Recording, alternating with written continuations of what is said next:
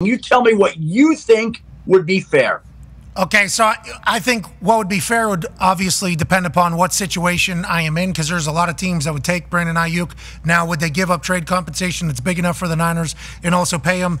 Who knows? But whenever you think about, like, how do you end this situation? You go to the Saquon. I think everybody's trying to figure that out right now. So I think you go to what Saquon Barkley ended up doing with the Giants, which was like throw out the deal pretty much. Let's sign a 1-year deal instead of the franchise tag. And then normally that 1-year deal, though, would have a no franchise tag thing tagged at the end of that. So the Niners would have to agree to not franchise tagging him after this season if they were to do that type of deal with Saquon. I think that is kind of how, and they bumped his money for 1 year a little bit. I think Austin Eckler had a similar situation where they bumped his money like $700,000 where he was unhappy. It's just like with how public. Amari Cooper just got a raise from the Browns, $5 million in incentives. They guaranteed half his money for this year, half the 20. Like, there are always things that you could do and adjust. And honestly, it's up to both sides to figure out what can they both live with and move forward doing here. That's the whole key to the situation. And right now, I think everybody struggled to do that so far. We're not even a week into training camp.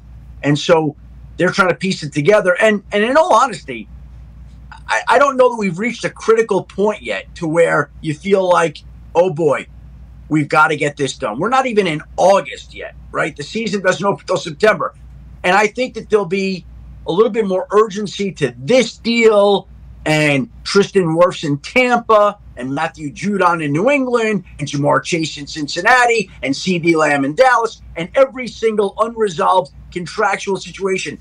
I think that sometimes they get done right at camp and right at the start of camp. If they don't get done then, it feels like there's a little window here where there's some wiggle room where the urgency doesn't really kick in until we get a little bit later into camp. That's my own feeling. I can't prove that. There's nothing scientific behind that. But again, I think sometimes when you miss that initial window, there's nothing that pushes both sides to get it done until we're a little bit further into training camp. Well, it would make sense what you're saying, because if you've ever seen the front office or the scouting department or the people that would be in the negotiation with a veteran player, first couple of days of training camp, they all want to see how their guys are doing. How are our rookies doing? How are the people that we scouted doing? GMs want to see how the draft class is doing, how the offensive line's maybe gelling, how D-line's gelling. So this first week of camp, there's a big hey, we want to see how this team is. So maybe there is a little bit of a distraction from getting business done because they're trying to see how the boys are doing that wanted to be there as opposed to those that don't want to be there.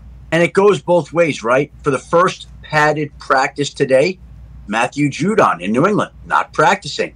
Tristan Wirfs in Tampa, not practicing because the pads went on and they know that the risk is a little bit greater.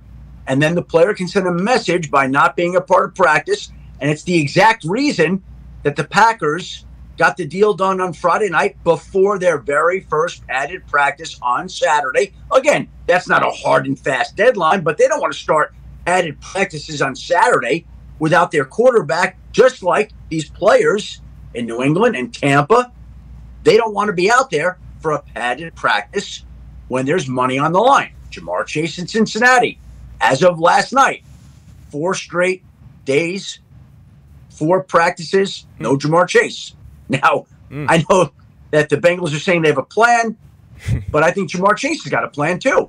And let's see how it plays out over time. Seems like he's executing it right now. Everybody's talking about T. Higgins. Jamar Chase is like, yeah, the reason why you're not paying T. Higgins is because, you see, you got to. Hello. And what did owner Mike Brown say, Nick, in interview about paying everybody? What did he say?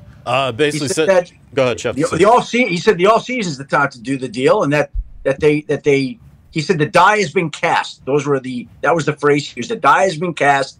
And he made it sound like there wouldn't be a deal until after the season. Now, again, we'll see. That's how he feels. That's how the team feels. And I'm sure the player will also have something to say about that. And what else did he say, Nick? He said something about being able to pay everybody, or was that kind of what was the... Yeah, it was insinuated, saying he talked about the salary cap being a pie and that everyone needs a piece of the pie and some pieces are bigger than others and it's not going to be enough for everybody.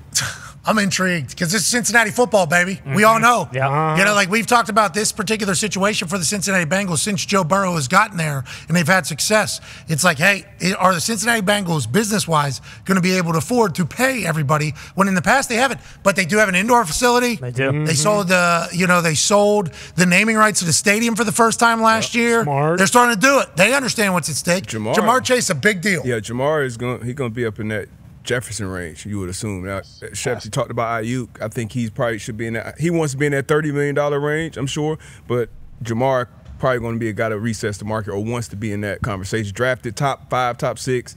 Obviously outplayed, that contract from day one. He's going to want that type of money. Yeah, Owner Brown also said in that interview, you can't just pay people willy-nilly. Yeah. Well, and listen, and Chase he's got this year left on his deal, and he's got the 5th-year option. So if you're the Bengals, you're saying, well, you got 2 years left. But if you're Jamar Chase, you're saying, well, I got $1 million in base salary this year, and I got $3.8 million in a roster bonus. So I make $4.8 million, and I got my wide receiver friends across making a lot more than that.